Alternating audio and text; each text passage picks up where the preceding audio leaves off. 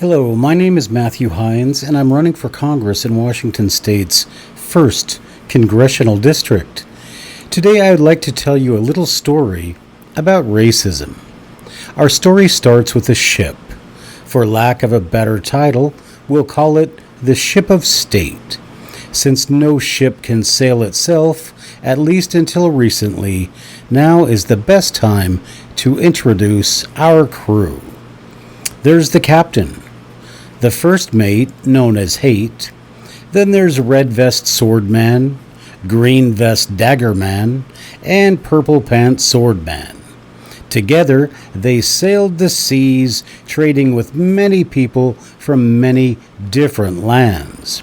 During that time, they all lived happily together, each man as valuable as the next at keeping the ship safe and on course, and each man sharing the wealth they made from their hard work and adventures.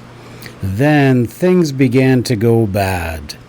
First, the crew became very rich.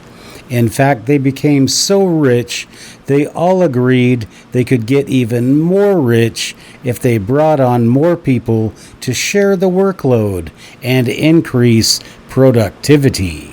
They recruited one person from each crewman's family, which meant that instead of one captain, the first officer, Red Vest Swordman, Green Vest Daggerman, and Purple Pants Swordman, there were now two. Things did not go as they planned. More people on the ship meant more stops and more money for food. Also, there wasn't as much room on board the ship as before. Quarters were cramped tighter than a Scotsman before payday. It wasn't long before the new first mate, known as Race, got an idea. His idea was that he would make new rules. In the new rules, the crew of the ship who didn't have red clothes, not including hats, would do the work in the lower decks and hoist the sails, while the red-clothes chaps would supervise the work as well as count and manage the money of the non-red crew. Sometimes the non-red crew would be sent below decks to give the Reds crew space to dance and sing sea shanties.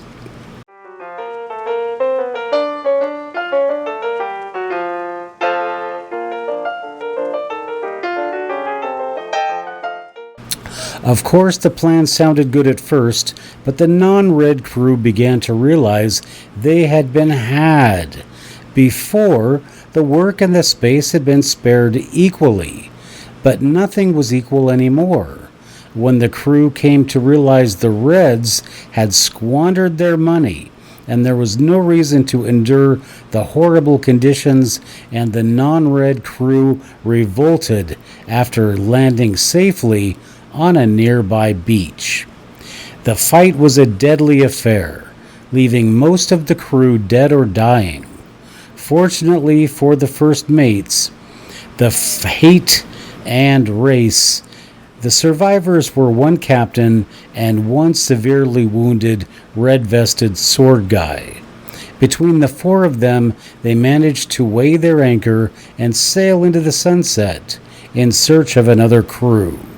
A few days later, however, they were captured by French pirates who promptly fed them to the sharks. Moral to the story: the ship of state will always work great until our sails are filled with racism and hate. My name is Matthew Heines. I'm a veteran. I'm a veteran of the 82nd Airborne. I took the oath, and I'm here to defend my state.